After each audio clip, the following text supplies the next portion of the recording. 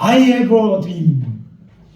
여러분, 운동가 마르틴 루터 킹 주니어 목사가 1963년 8월 28일 미국의 수도 워싱턴 DC 링컨 기념관 광장에서 인종차별의 철폐를 요구하며 외친 일성입니다.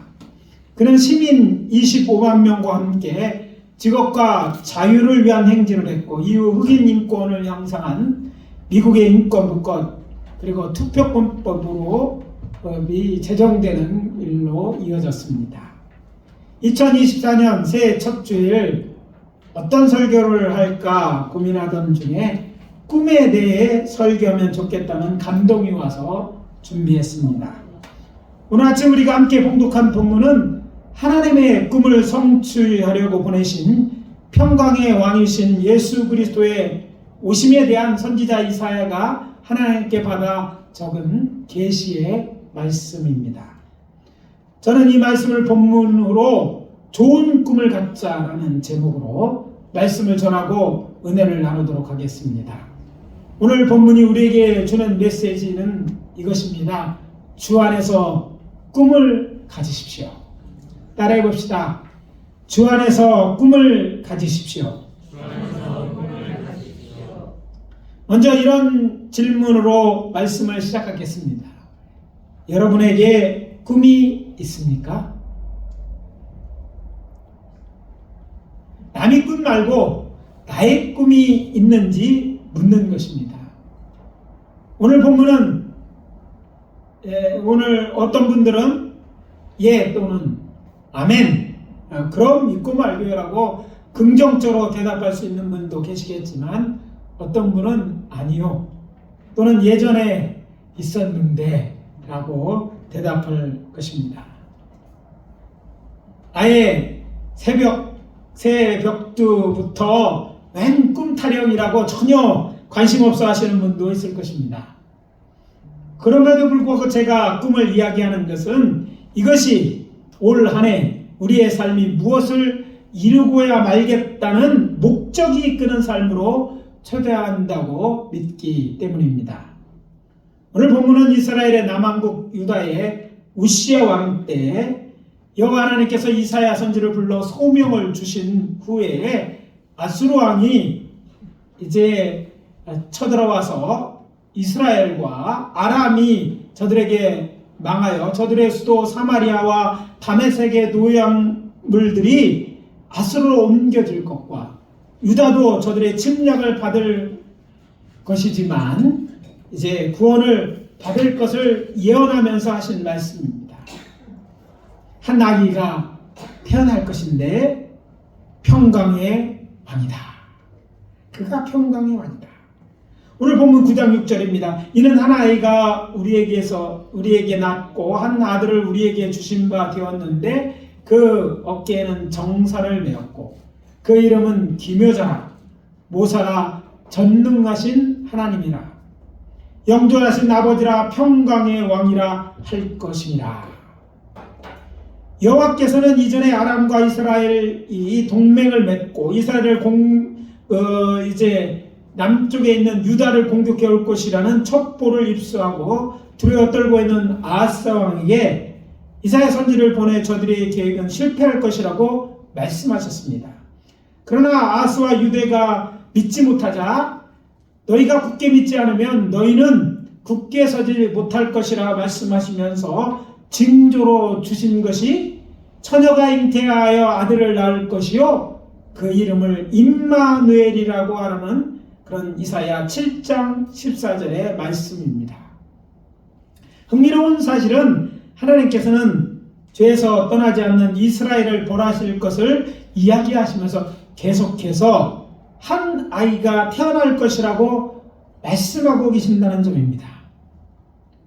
그것도 처음에는 북왕국 이스라엘이 아람과 손을 잡고 유다를 공격해 올 것이지만 너희는 이기지 못할 것이라고 말씀하시면서 그리고 그 징조로 처녀가 잉태하여 아들을 낳을 것이라고 말씀하신 후에 또 그 이름을 그래서 임마누엘이라고 말씀하십니다.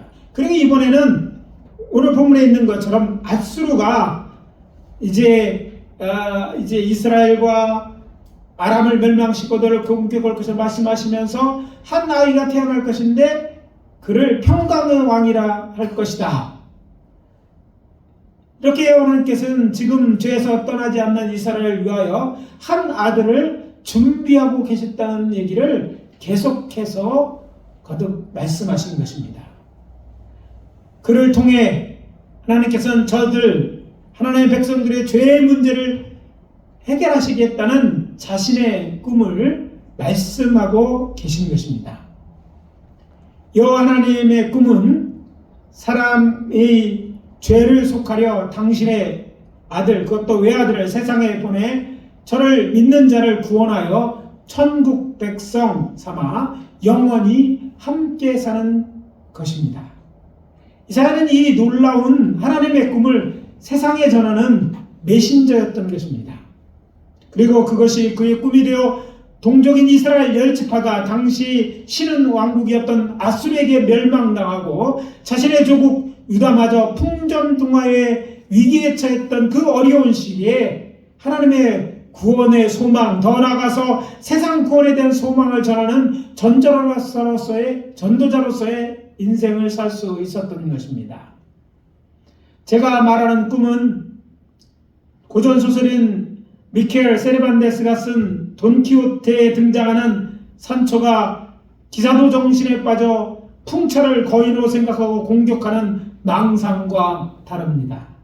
꿈은 실현시키고 싶은 희망이나 이상을 말하는 것으로 꿈이 있는 자에게 그것을 실현시키기 위해 움직일 힘과 기쁨을 줍니다. 어린 시절 저에게는 꿈이 있었습니다. 여러분도 꿈들이 있었을 거예요. 어린 시절에는. 중학교 때 저희 꿈은 이소룡에 등장하는 무협 영화를 보고 나서 거기에 꽂혀가지고 무협 고수가 되는 것이었습니다. 그래서 새벽에 봉은산에 올라가서 제 친구와 같이 바위 치고 나무 때리고 막 수련을 했어요. 물론 저는 그때 이제 태권도를 그것도 선수반에 이제 있었기도 하지만 하여튼 그게 꿈이었습니다. 근데 그 꿈이 이제 실현 가능하지 않더라고요. 그래 그 꿈을 버리고 제가 다음 꾼 꿈은요, 저 푸른 초원에 그림 같은 집을 짓고 사랑하는 님과 함께 한백령 살고 싶소는 가수 나훈아가 부른 노랫말처럼 농장을 갖고 그렇게 사는 것이었습니다. 그것도 시간이 지나면서 농사를 지어본 적도 없고 또 가축을 키워본 적도 또 땅 한 평 없는 제게는 실현 가능성이 거의 없었기에 흐지부지 사라져 버렸습니다. 그러고 보니까 꿈이 없어진 거예요. 그냥 하루하루 살아갔어요. 그런 제가 새 꿈을 시작한 것은 1988년 여름부터 했습니다. 그런데 그 꿈의 씨앗이 자라기 시작한 것은 한참 전인 1982년 1월이었습니다. 둘째 주인가 셋째 주 금요일 오후 늦게 저는 당시 신학생이었던 유재호라는 친구와 함께 기도하기 위해서 공주시 반포면에 있는 대성산 기도원에 올라갔습니다. 기도원 원장님이셨던 석성란 전도사님은 미국에 가셨기 때문에 아무도 없었습니다. 그래서 저는 기도하려고 한적한 기도하러 올라간 거예요. 이것을 관리를 대성학원 행정실에서 관리했는데 제가 일하는 곳이었기 때문에 저는 키를 어디에 두는지 알고 있었습니다. 그날 저녁 기도하다가 잠이 들었는데 한밤중에 밖에서 쾅쾅 문 두드리는 소리가 나서 나가보니까 아니 미국에 가신 원장님이 그 밤중에 그 산에 한밤중에 12시 넘어서 한밤중에 그 산에 올라오신 거예요. 그녀는 눈 때문에 차가 여기까지 오지 못해서 올라올 수 없어서 저 저수지 밑에다가 짐을 내려놓고 혹시 사람이 있을까 해서 올라왔다고 하면서 저희들 보러 내려가서 그 짐 좀 가져와 달라고 부탁하셨어요. 그래서 이제 자다 말고 반갑게 맞아드리고 저희들은 내려가서 한참 걸어 내려가서 그 여행용 그 당시 3단 가방이었어요. 그걸 끌고서 둘이 올라와서 이제 그날 밤 잠을 자고 났더니 아침에 일어나 보니 원장님은요 토스트와 커피까지 타놓고 저희들 아침 새벽에 초청하셔서 그날 밤 왜 한밤중에 기도원에 올라왔고 또 지난밤에 하나님께서 자신에게 보여준 우리에 대한 환상을 이야기해 주셨습니다. 저녁에 대전에 도착해서 보니까 눈이 오고 있어서 기도원은 산에 있잖아요. 가보시는 분은 알겠죠. 산에 있기 때문에 아예 올라가기를 포기하고 유성광고태를 방 잡고 막 잠이 들었는데 꿈에 하나님께서 지금 기도원으로 올라가라고 말씀하시더래요. 왠지지 갈까 말까 고민도 했지만 하여튼 하나님이 가시라고 한다는 게 그 마음이 굳어져서 이제 나비에 가서 택시를 불러달라고 해서 이제 택시를 택시를 타고 그 밤에 기도원으로 올라오신 것입니다. 그러면서 하나님이 보여주신 저와 그 전도사님에 대해 환상에 대해서 얘기하셨는데 제게는 한국은 물론이와 비행기를 타고 외국에 다니면서 현지인들을 가르치기도 하고 부흥 집회들을 인도하는 모습을 보여주셨다고 말씀해 주셨습니다.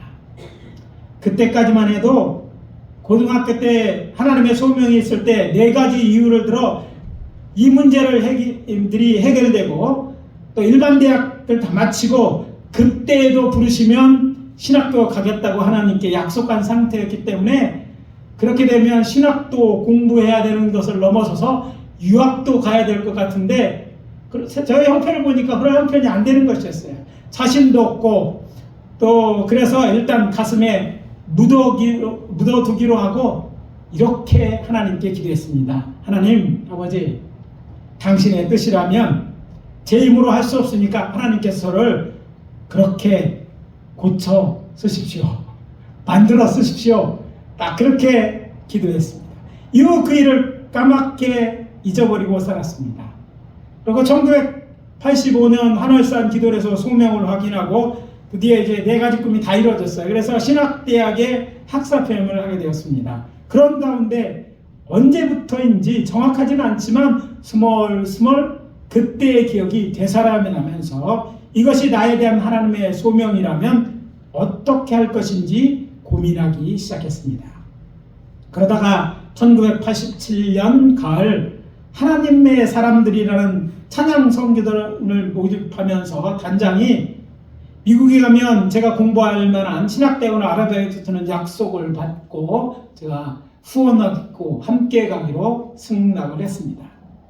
늘 마음 한구석에 남아있던 이 비전에 한 번은 미국 가서 구체적으로 갈 수 있는지 알아봐야겠기 때문에 그래서 승낙한 것입니다. 그리고 제가 근무하는 학교에 3개월짜리 휴가를 신청했습니다. 안 들어주면 사표 쓸 각오하고 이 문제가 중요해서 이게 결정이 돼 인생이 달린 문제니까 또 저를 설마 자를까 하는 생각도 들고 열심히 일했으니까 하여튼 했는데 또 교장 선생님이 또 허락해 주셔서 다음에 12월부터 이제 한국을 떠나서 미국 여러 도시를 이제 돌면서 찬양 선교를 하면서 신학교를 알아보게 되었습니다. 그리고 다음해죠. 1988년 이제 3월 귀국하는 비행기 안에서 저는 이 원장님이 보신 환상을 이렇게 생각하기로 했습니다. 비행기 타고 선교 다니는 환상은 이번 여행을 본 것이고 외국인들을 가르치고 집회하는 건 나중에 교회에서 교회를 맡게 되면 그때 제가 해외 선교에서 활동하는 모습이라고 생각했어요.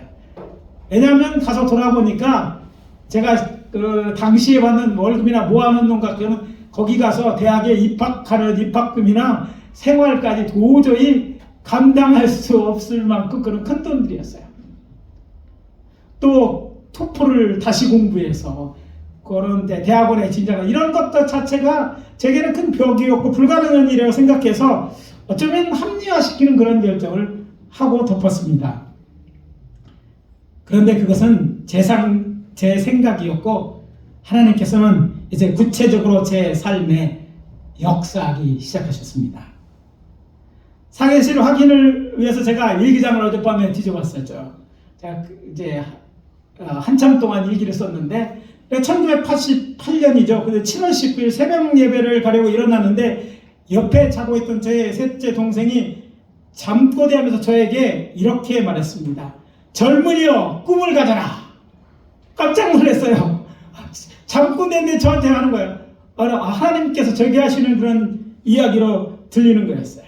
그리고 다음에 제가 신학대학을 마치고 진학한 복음신학대학원이 미국엔 오랄로트 유니버시티와 있는 신학대학원과 또 LA에 있는 처치 온 더 웨이 교회 잭 헤이포드 목사님과 협약을 맺고 장차 교수원이 될 학생들에게 전액 장학금을 주어 유학을 보내기로 한 것입니다.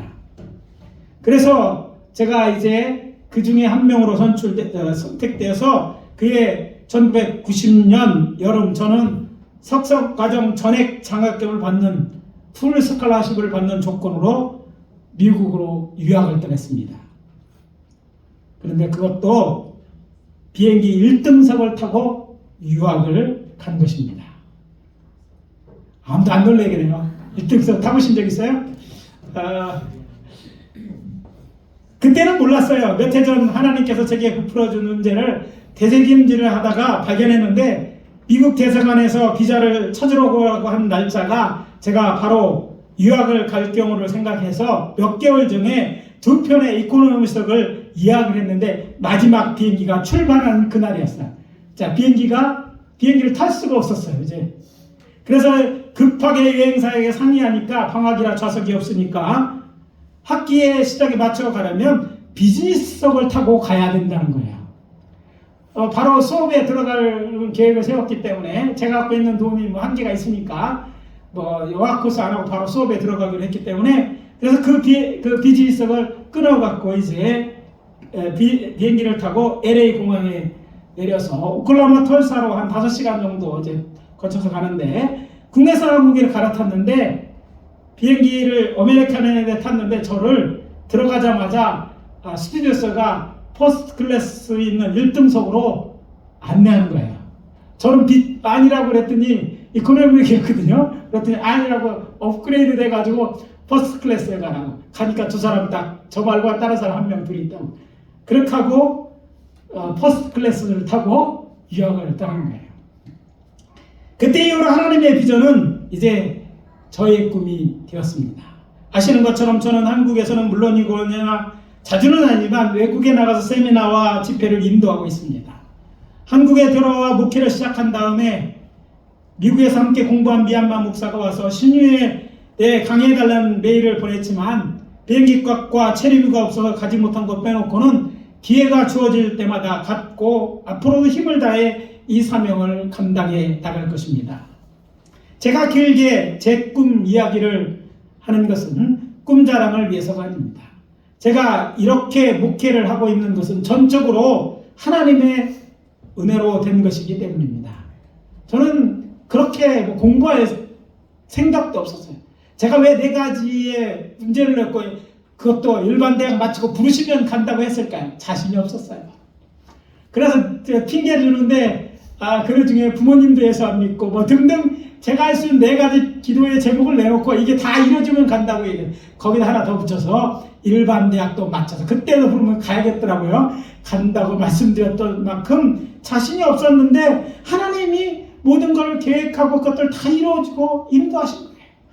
그리고 저희 어린 때의 꿈처럼 저 자신만을 위한 꿈이 아니라 이제는 하나님의 준 꿈, 하나님의 뜻을 청취하고 많은 사람을 유익하게 할 수 있는 꿈을 가지는 것이 제가 젊고 또 활기차게 그리고 행복하게 살아가는 비결이기에 말씀드리는 것입니다.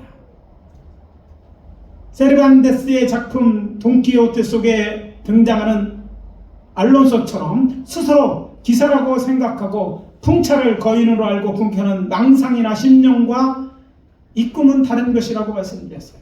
영어로 비전이라는 의미의 꿈은 실현시키고 싶은 희망이나 이상을 말합니다. 그런데 이런 꿈에는 놀라운 능력이 있는데 그 꿈을 실현시킬 수 있는 힘이 나고 그것이 성취될 때만이 아니라 그것을 이뤄가는 과정 속에 기쁨과 행복을 줍니다. 물론 꿈 중에는 나에게만 기쁨과 만족을 주는 나쁜 꿈이 있는가 하면 나뿐만이 아니라 나의 가족과 이웃, 사회를 기쁘게 하는 좋은 꿈도 있습니다. 각 사람에게는 저마다의 이루고 싶은 꿈이 따로 있습니다. 물론 그 중에는 꿈이 없는 사람도, 꿈을 잃어버린 사람도 있습니다. 꿈이 있으면 좋겠지만 나쁜 꿈은 없는 것이 나을 수도 있습니다. 그러면 나쁜 꿈이 어떤 것인지 말한다면, 제가 이제 예를 들어서 설명하라면, 저는 복음서에 나오는 예수님의 비유 중에 누가복음 15장 11절부터 22절에 나오는 잃어버린 아들을 되찾은 아버지의 비유, 또 우리에게는 탕자의 비유로 이제 알려는 그 비유에 등장하는 탕자가 품는 것 같은 꿈이라고 생각합니다. 우리에게 많이 알려진 비유이기에 제가 이제 내용은 이야기하지 않아도 될 것 같아서 자세히 다루지는 않을 것입니다. 어떤 사람에게 두 아들이 있는데 그 중에 둘째 아들이 하루는 아버지에게 이렇게 요구합니다. 아버지여, 재상 중에서 내게 돌아올 분깃을 내게 주소서. 이 말은 그 당시 문화에서 볼 때 아버지를 죽은 사람 취급하는 것이었습니다. 왜냐하면 상속은 아버지가 죽은 다음에 일어나는 일이었기 때문입니다. 오늘날은 살아있을 때 상속하지만 당시 고대 근동 때는 죽어야만 상속이 이루어졌거든요. 근데 상속할 그 재산을 먼저 달라는 거니까 아버지를 죽은 사람 취급한 것이었어요. 이어지는 또 이제 13절 14절입니다. 그 며칠이 안 되어 둘째 아들이 재물을 다 모아가지고 먼 나라에 가 거기서 허랑방탕하여 그 재산을 탕비하더니 다 없앤 후에 그 나라에 크게 흉년이 들어 그가 비로소 궁핍한지라는 본문이 나옵니다. 이 둘째 아들 곧 탕자의 꿈이 무엇인지 엿볼 수 있는 대목입니다. 그의 꿈은 아마도 큰 돈 가지고 멀리 가서 먹고 마시고 즐기며 사는 것이었던 것 같아요. 문제는 그 꿈이 아버지에게 재산 분할을 요구한 것입니다. 왜냐하면 먼저 큰 돈이 없으니까 아버지, 살아있는 아버지에게 뭔가 돈이 있어야 되니까 재산을 미리 달라고 그래서 한 것이에요. 이것은 살아있는 아버지를 죽은 사로 여기게 했고, 또 그것은 동네 사람들에게 좋지 않은 영향을 이제 끼쳤을 거예요. 그렇게 한 아들만 욕한 것이 아니라 아버지도 아마 욕을 먹었을 것입니다. 그리고 멀리 도망하여서 쾌락에 빠져 아버지로부터 상속받은 모든 재물을 잃고 망하여 거지 중에 상거지가 되게 했기 때문입니다. 나도 망하고 남도 망하게 한 이런 꿈이 나쁜 꿈입니다. 이런 꿈은 결국 자신과 가족의 인생을 망가뜨리는 것입니다.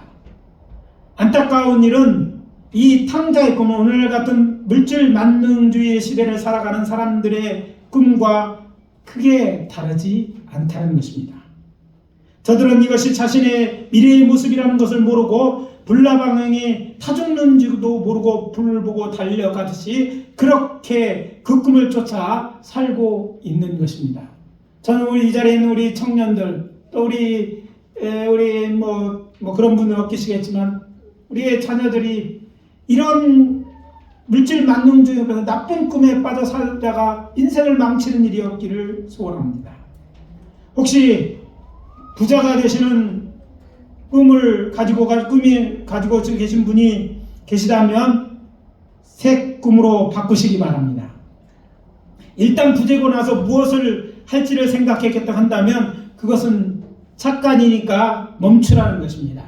그때는 괴물이 되어 있을 수도 있고 그때까지 결코 행복하지 않고 이 정도면 됐다고 생각할 때면 살아갈 날이 얼마 남지 않을 수도 있기 때문입니다. 사람의 욕심은 끝이 없기 때문이죠. 나와 나의 가족 그리고 이웃을 기쁘게 하고 행복하게 하는 그런 꿈이라면 크지 않아도 좋은 꿈입니다. 하루하루를 열심히 성실하게 살아가는 것이라면 하지만 좋은 꿈입니다. 거기에다가 더하여 선을 행한다? 칭찬할 만한 일입니다. 그렇지만 신앙인들에게 무언가 부족한, 그러니까 2% 부족한 꿈일 것입니다. 왜냐하면 하나님의 주시는 꿈은 내 영혼에 만족을 주기 때문에 세상에 말하는 꿈과는 그 차원이 다른 꿈이기 때문입니다. 뿐만 아니라 그 꿈은 영원하고 하나님을 기쁘시게 하는 것이기에 하나님이 특별한 은혜와 복이 임하기 때문입니다. 앞에서 저의 간증은 그런 것을 마저 이야기해 주는 것이죠. 저는 믿음의 조상 아브라함은 하나님께서 너는 복이 될지라고 말씀하셨을 때 복이 되는 꿈을 꾸고 품고 살아간 하나님의 사람이라고 확신합니다. 선지자 이사야가 그랬고, 저는 아브라함을 비롯한 우리의 믿음의 선지들이 가진 꿈도 하나님의 주신 꿈, 좋은 꿈이었다고 확신하고 말씀드리는 것입니다. 꿈이 없다면 우리의 하늘 아버지께서 그런 꿈을 하나님께 그런 꿈을 달라고 기도하십시오.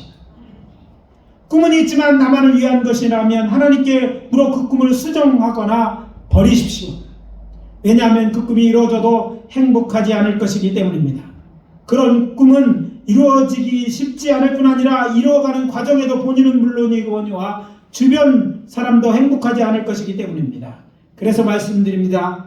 주 안에서 꾸는 꿈, 좋은 꿈을 가지십시오.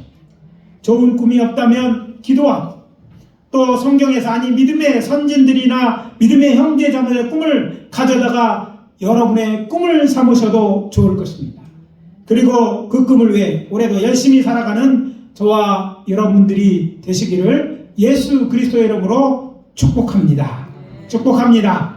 다 같이 기도합니다. 사랑과 자비의 하나님, 주의 은혜와 사랑을 감사합니다. 올해 첫 번째 메시지로 이 말씀을 저희들에게 주신 것 감사하고, 이 말씀을 듣고 이 말씀대로 좋은 꿈, 주 안에서 정말 좋은 꿈을 갖는 저희들이 되게 도와주시고, 그 꿈을 이루어가기 위하여 힘을 얻고, 그 꿈을 이뤄가기 위하여 기도하고, 또 그 꿈을 이뤄가면서 과정을 속에서 기쁨과 행복과 하나님의 주시는 은혜와 복을 경험할 수 있도록 축복해 주시옵소서. 꿈꾸는 자가 되게 하시옵소서. 그 좋은 꿈을 이루는 자가 되게 하시옵소서. 그래서 하나님께는 영광이 되고, 하루하루에서 주님 허락하신 이 아버지의 인생의 삶이 복되고, 아버지 가치 있고, 아버지 하면 좋은 꿈 되어줘, 좋은 삶이 되어줄 수 있도록 인도하여 주시옵소서. 예수 그리스도 이름으로 축복하며 기도합니다.